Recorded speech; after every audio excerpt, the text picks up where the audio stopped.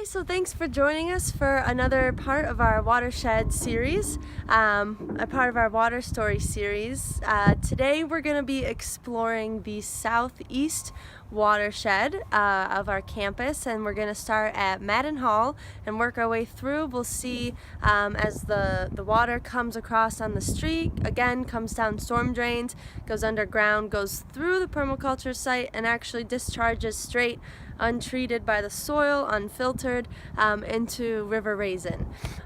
So hope you enjoy the ride. And one reason why we're documenting our water story, we believe it's really important that everyone gets to know their watershed, know where your water is coming from, know where your water is going. Everyone belongs to a watershed. They connect us over drawn borders. Water is life. We're actually planet water. We're not going to Mars to explore for gold.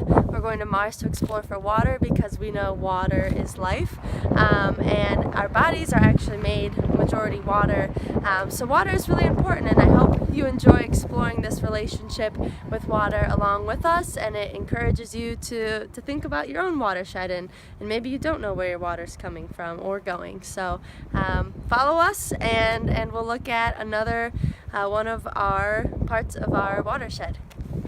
We'll start our tour from the top of the south portion of our campus's watershed flowing east. Runoff is created by water flowing from downspouts, which joins the rain falling and collecting on impervious surfaces such as East Siena Heights Drive to our right. We're following the physical watershed map created by this runoff. You can do so by walking outside when it rains or looking for areas after the rain that show telltale signs of water movement like debris piles, sedimentation, erosion, and other water movement patterns. The runoff then disappears from sight as it falls down these storm drains. The storm drains connect underground and drain into a larger storm drain pipe, which will follow through the permaculture site. Stormwater runoff is not a problem unique to our campus. It's ubiquitous among most stormwater management design that uses impervious surfaces to move water. This is a pave, pipe, and pollute design. We can instead turn our focus to slow, spread, and sink designs which turn problems of stormwater runoff into solutions of rehydrated landscapes of abundance.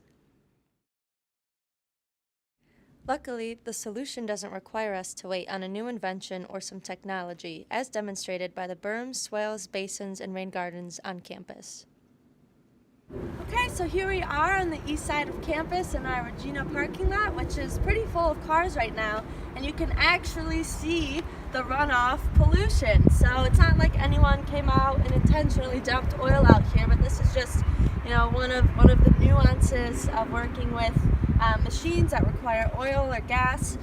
So when we do get rains or runoff or snowmelt or whatever, and we have the storm runoff, we're picking up all these pollutants. So you can imagine, all the parking lots in the world, really, and we're sending all of this polluted, untreated water down our storm drains, which are discharging into our local bodies of water, whether that's a creek, whether it's a river, a lake, or an ocean. Now we're heading through the permaculture gardens, heading north.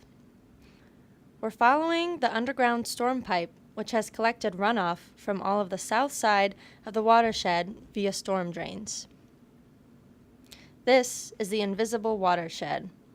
You'll also notice that this underground storm pipe going through the site goes under the berms and swales, which collect stormwater runoff from the west side of our campus watershed and allow it to drain back into the soil, effectively turning the problem of stormwater runoff into a solution of recharged underground aquifers, habitat, drought resilience, and abundance.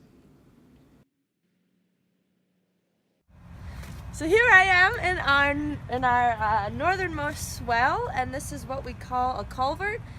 So what was done was these giant concrete, recycled and repurposed concrete collars were put over regular old storm drains, so that when the water is coming into this giant swale, that it's not just, as soon as it comes in, it's not just leaving through a storm drain. It would actually have to fill up. You can see how tall this culvert is. I'm about 5'8", so it's about hip height, and the water would have to come all the way up here before it would overflow, but we do have an overflow plan. This is the end of the tour and the beginning of a headwater for the River Raisin. You can see a steady flow of runoff even though it's not actively raining outside.